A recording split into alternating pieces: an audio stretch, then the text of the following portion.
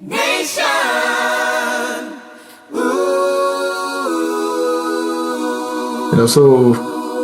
Sticking with the subject matter, it's a live conversation. It's really a situation where we know we can engage about possibilities. We know we can empower ourselves because nobody's going to do it.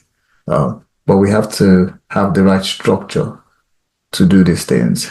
And the approach we have taken now is we'll have an open podcast, where, myself and a few speakers, we talk around possibilities and, on the subject matter and go ahead with it.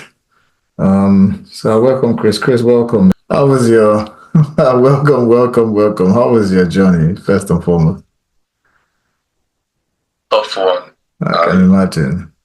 It was a tough one. The road is so bad.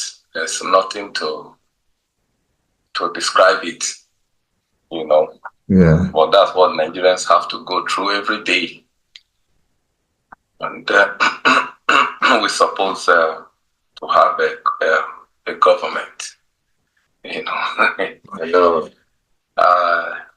There's nowhere you go to now without talking Nigeria. So could imagine we avoided it until we got to a point on the journey. And then the conversation started. And the driver just made a statement. He said there's no Nigeria, that Nigeria is not a country. I can imagine. That was how the conversation started. I can imagine. So that's to tell you, how bad it is and how people feel. Yeah. So and I wanted to find out what country do you represent? Or what's your own country? I wanted to find out. He said, why should I be asking him that kind of a question? There was no need for me to be asking. I already know that there's no Nigeria. I said, I know there is a Nigeria. If you want me to educate you, then I'll educate you.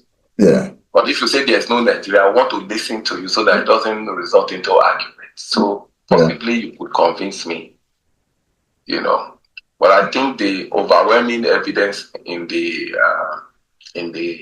car we were traveling with, was the fact that there is a Nigeria. No, that's good. And that mentality was total, very, very wrong.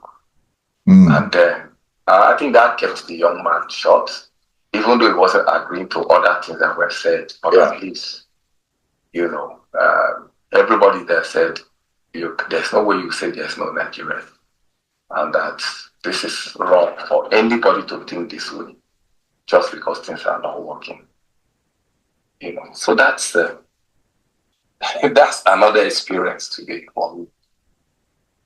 Well, it would be nice to hear part of what the young man was saying, because why was he saying there's no Nigeria? Is he just basing it on the state of the road, or did he share any personal experience, or was he just completely frustrated, like majority of us are?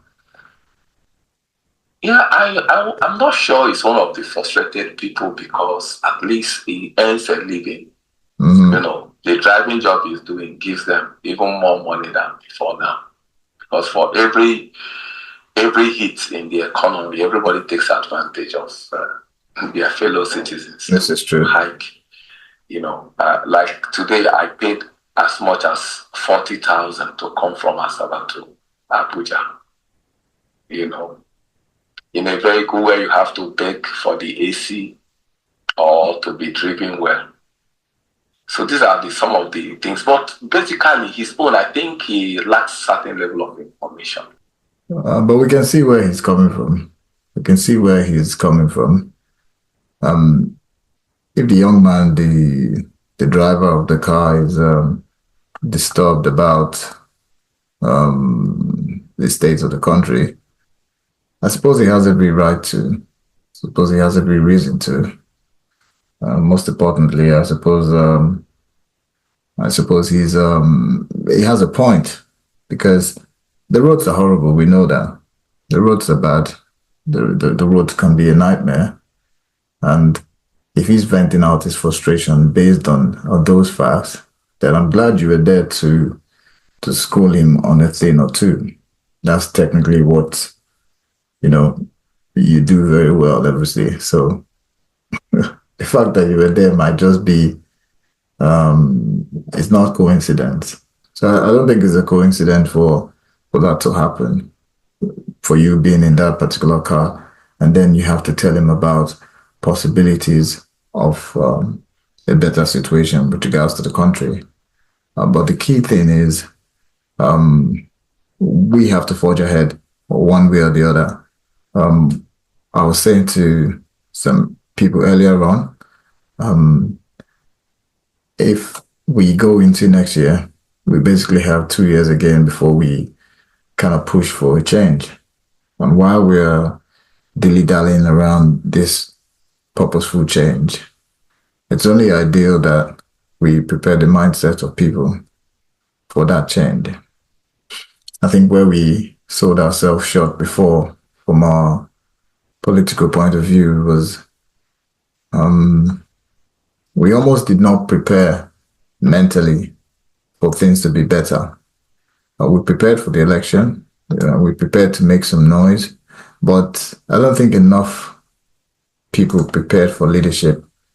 I don't think majority of us, were ready to lead ourselves per se, not necessarily just wanting to elect for, bring somebody forward.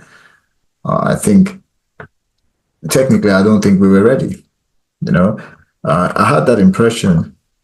I think February after the elections, but what do? You would you watch and see and basically just hope for the best. And when that doesn't happen, you revisit the situation with the mindset of, okay, what did we do wrong? What can we do better? Identifying where these cracks are, and then seeing how you can, technically forge ahead. We've decided to cut out a lot of noise, which over the years, we've given people a platform to vent out, to speak, to encourage others, and to enlighten ourselves, or basically to banter with. But then, if you look at the data which we have, analyze the information within that data, what is very clear is that people need change. People are yearning for a level of change, which is inevitable, but you'd have to change before you, I think it was Jack Welch who said, change before you have to. And we have to change before we get to that situation where we are forced to change. And we're going to get to that situation again in another, 2-3 years, where we would have to make a decision by voting to bring about something new.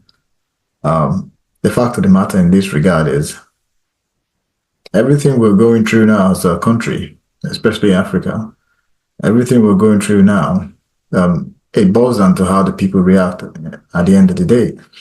If the people have the right mindset and demand a reasonable situation, as long as they're empowered with the right information for that reasonable situation to manifest, then, there's hope.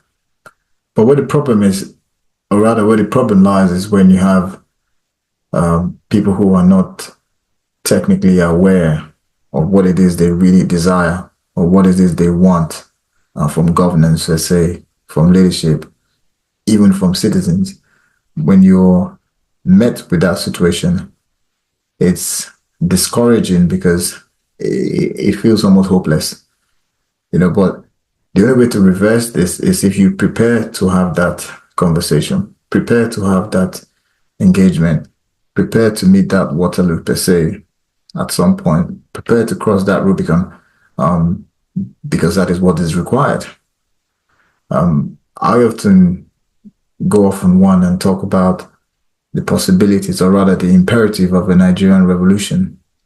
There's a book about that, a very interesting book by Dele Ferrotimi.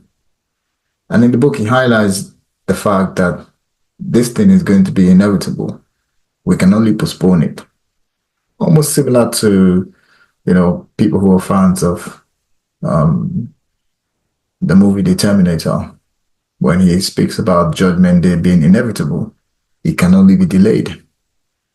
So as a revolution, the Nigerian revolution is imperative. It's going to happen, but it's not going to happen based on the fact that, oh yeah, it's some violent thing that will happen. No, it might just be a shift in the paradigm of the people thinking. That is a revolution on its own. It might be people adapting or adopting a specific kind of narrative. That is a revolution on its own. Perfect example in this scenario again is if you look at what just happened in America. I'm not a big fan of Donald Trump, but Trump started a revolution with the MAGA ideology, Make America Great Again. It was a bit like Child's Play when it first came out in 2000 and when he first ran and won. Everyone thought it was a joke, but now,